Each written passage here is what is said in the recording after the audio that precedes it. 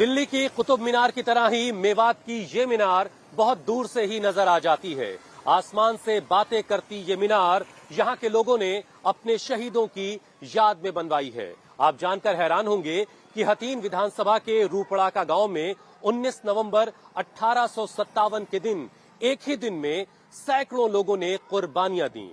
राज खां, पीर खां, समी खां जैसे 425 क्रांतिकारी अंग्रेजों के साथ आमने सामने की लड़ाई में शहीद हुए, जिन्हें यहां के लोग बड़ी इज्जत के साथ याद करते हैं।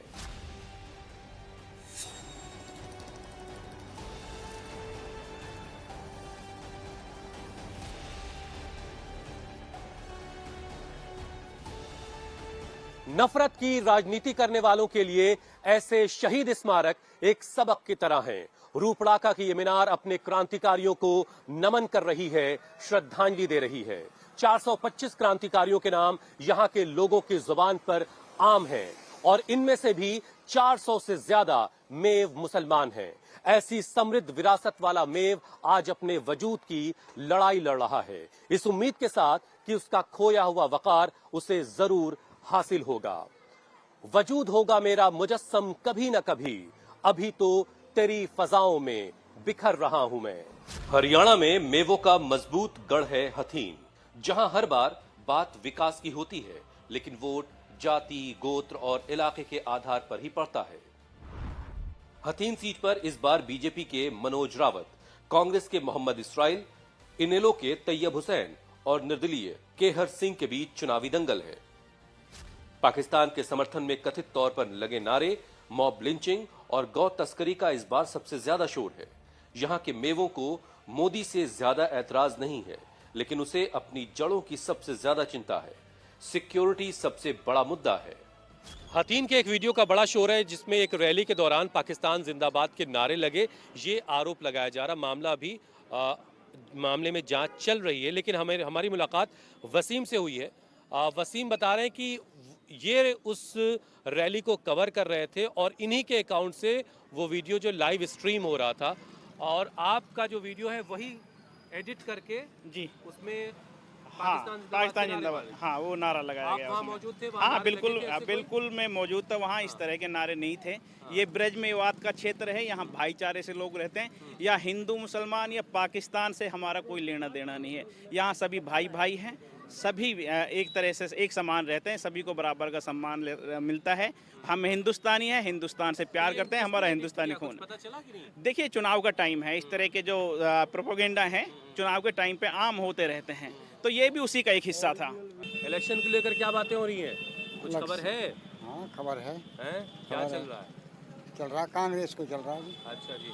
अच्छा, इस दाढ़ी टोपी की वजह से कभी कोई दिक्कत होती है क्या? जब गुड़गांव जाते हैं, फरीदाबाद जाते हैं, कहीं कोई परेशानी हुई कभी? नहीं जी, सुनी है, हो जावे कुछ। हाँ हुई। हाँ। मेरे संग तो ना हुई। आपके साथ नहीं हुई, चलिए अल्लाह का शुक्र है। हाँ। लेकिन और लोगों के साथ होती है, वो खबर मिलती तो कैसा लगता है? तो लगता है तो बढ़िया ना है। ये बात तो बड़े भाई बंदी रहनी चाहिए। भाई बंदी रहनी चाहिए। हाँ, इज्जत होनी चाहिए सबकी। मैं तेरी करूँ तू मेरी करे इज्जत, तो फिर ऐसे ही टाइम कटेगा यहाँ। हम इस वक्त हथीन में दादा बहाड़ उटावड़ चौक पर हैं। ये चौक यहाँ के लोगों के लिए बड़ी खास है, लेकिन इसकी हालत आप देख लीजिए, और इससे एक बड़ी खास कहानी जुड़ी हुई है। दादा बहाड़ वो नाम है जिनका नाम पूरे मेवात में बड़ी इज्जत से लिया जाता है, और इसकी वजह दरअसल ये है, अकबर बादशाह ने मेवात से रिश्तों को ठीक करने के लिए यहाँ के एक जमींदार की बेटी से शादी करना चाही। मेवात की बेटी अकबर के महल पहुंच गई, लेकिन ये बात मेवात के लोगों को नागवार गुजरी। महापंचायत हुई, फैसला ये हुआ कि मेवात की बेटी को अकबर के महल से वापस लाया जाएगा, लेकिन ये कैसे होगा और ये कौन करेगा, ये सबसे बड़ा सवाल था। फिर दादा बहाड़ ने ये बीड़ा उठाया कि वो मेवात की बेटी को वहां से निकाल कर लाएंगे। एक गो की मदद से दादा बहाड़ अकबर बादशाह के महल में दाखिल हुए और मेवात की बेटी को वहां से निकाल भी लाए, और इसी वजह से मेवात में दादा बहाड़ का नाम बड़ी इज्जत से लिया जाता है, और उनके नाम पर यहाँ पर ये चौक बनाई गई थी। उसकी क्या हालत अभी है आप देख सकते हैं। हथीन सीट पर अभी तक कोई भी कैंडिडेट लगातार 2 चुनाव नहीं जीत सका है। पिछली बार बीजेपी के प्रवीण डागर ने जीत हासिल की थी, मोहम्मद इसराइल दूसरे नंबर पर और बीएसपी के तैयब हुसैन तीसरे नंबर पर रहे थे। बीजेपी ने इस बार टिकट बदलकर नया दांव खेला है, और इसका कुछ असर भी दिखाई देता है। मेव बाहुल्य इलाके में बीजेपी, कांग्रेस और इनेलो का सबसे ज्यादा शोर है। हथीन विधानसभा के उटावड़ मोड़ इलाके पे इस वक्त हम हैं और कुछ लोग यहाँ हैं। थोड़ी बारिश हो रही है इस वक्त। जरा उनसे समझते हैं कि कैसे वोटिंग होनी। भाई क्या नाम है आपका? अली मोहम्मद। अली मोहम्मद साहब, क्या करते हैं भाई आप? मैं तो खेती बाड़ी करूँ। खेती बाड़ी सब ठीक चल रही है? बहुत बढ़िया। बच्चे क्या कर रहे हैं? अब बच्चे वैसे कोई गाड़ी वाड़ी चला रहे हो, कोई मतलब छोटे मोटे काम करे, कोई खाट और कर। इलेक्शन की क्या बातें हो रही है अली मोहम्मद साहब? इलेक्शन तो बढ़िया चल रहा है, यही हैं? बहुत बढ़िया। कौन जीत रहा है इस बार यहाँ से? यहाँ हाँ, ये क्षेत्र जी मालिक और जीते, इनमें दोनों बराबर के जोर हैं और बल्कि दोनों तीन उनमें ही। मतलब बीजेपी, कांग्रेस और इंडियन नेशनल लोकदल हाँ हैं? राशन वगैरह मिल रहा है आपको? मिल रहा है। मिल रहा है। हाँ और हेल्थ कार्ड वाला फायदा मिलता है? हाँ। अच्छा, बीजेपी के साल में आपके विधायक थे बीजेपी के? हैं जी? आपके विधायक बीजेपी के हैं ना? हाँ कुछ काम हम करवाया खूब उन्होंने? काम करवाया है उनमें, खूब काम करवा बहुत से राजस्थान में पैसा दिए हैं हमारे सरपंच लोग खूब। अच्छा। अब चाहे उन्हें करा या ना करा, अच्छा, नहीं कोई कमी ना छोड़ी, काम कराया। विकास करा तो टिकट क्यों ना मिला उनको? भाई अब ये तो उनकी आप बात लोग है। आवाज लगाते हैं कि भाई उनको टिकट भाई दो। आवाज इसकी फिदा है इस बार भाई यहाँ पर? या हम तो इसराइल को देंगे। इसराइल कांग्रेस वाले भाई साहब हैं? अच्छा, ये इसराइल का आप नाम ले रहे हैं, बहुत सारे लोग इनेलो की बात कर रहे हैं, तैयब की बात कर रहे हैं। कोई वालू देगो, कोई वालू देगो, हाँ। कोई बीजेपी के लो देगो, हाँ। ये चलेगा। कौन जीतेगा यहाँ से, कुछ लग पा रहा है? मुकाबला पिछली तिकोणिया बार प्रवीण डागर को जिता दिया था आप लोगों ने। जिता दियो जी, तिकोणिया मुकाबला ही तो। हथीन सीट पर जाट वोटर करीब 28% और मुसलमान वोटर करीब 50% है। बीजेपी की जीत का रास्ता मेव वोट के बंटवारे और जाट वोट की एकजुटता से निकलता है। वहीं हिंदू वोट का बंटवारा कांग्रेस को प्रोटीन देता है। हम इस वक्त हथीन विधानसभा के नौहरिया इलाके में हैं। थोड़ी सी बारिश हो रही है इसलिए बैठक में लोगों का मजमा लगा हुआ है, अखबार पढ़ा जा रहा है। बाबा नाम क्या आपका? शमसुद्दीन।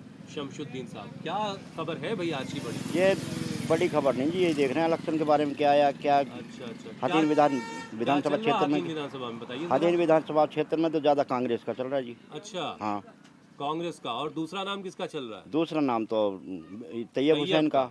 लेकिन कुछ लोग तो कह रहे हैं कि तैयब और इसराइल साहब के झगड़े में जो है वो बीजेपी वाले निकाल ले जाएंगे। ऐसा भी हो सकता है, ऐसा हो सकता है। ऐसा हो सकता है, पिछली बार प्रवीण डागर जीते ऐसे थे। ऐसे ही हो सकता है, हैं? ऐसा हो सकता है, हम्म, ऐसा हो सकता ये है। भी हो सकता है। अक्सर वो सुनाई देता है ना कि मवेशी लेके जा रहे हैं, लोगों ने लिंच कर दिया। वो हाँ, वो सही बात है आपकी, क्योंकि मैं यहाँ ड्राइव नहीं करता, मैं चेन्नई में ड्राइविंग करता हूँ। अच्छा, चेन्नई में मैं चेन्नई में करता हूँ और मुझे 39 साल हो गए वहीं वहीं रहने वाले यहाँ। रहने वाला, मैं यहाँ इसी गांव तो का। जब ये खबरें सुनते हैं आपकी किसी ड्राइवर के साथ लिंचिंग हो गई तो फिर कैसा लगता है? देखो वहाँ हमें अखबार पढ़ने को तो मिलता नहीं है, अच्छा, मौका और नहीं होता। मौका ही नहीं है, अखबार हिंदी का अखबार ही नहीं है, और मोबाइल पर हम भरोसा करते नहीं, क्योंकि मोबाइल पर तो सारी बात ज़्यादातर झूठी होती है। ये बड़ी आपने अच्छी बात कही कि मोबाइल की बातों पर भरोसा नहीं हाँ। करते। ओहो, लेकिन बड़ी तकलीफ होती होगी इस तरह की खबरें जब सुनते देखो जब कभी इतलात जैसे यूपी एमपी में घुसते हैं, जब अखबार में पढ़ने को मिलता है, तो जब मालूम पड़ता है हमें ये बात का कि भाई यहाँ वो हो गया, वहाँ वो हो गया, ऐसा मालूम पड़ता है हमें।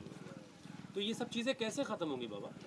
ये तो हम नहीं कह सकते, ये तो नस्ल ही खराब है। जब जिसकी नस्ल खराब हो जाती है ना, वो चीज़ कभी ख़त्म नहीं होती। किसकी बातें हो रही हैं यहाँ बैठक में फिर?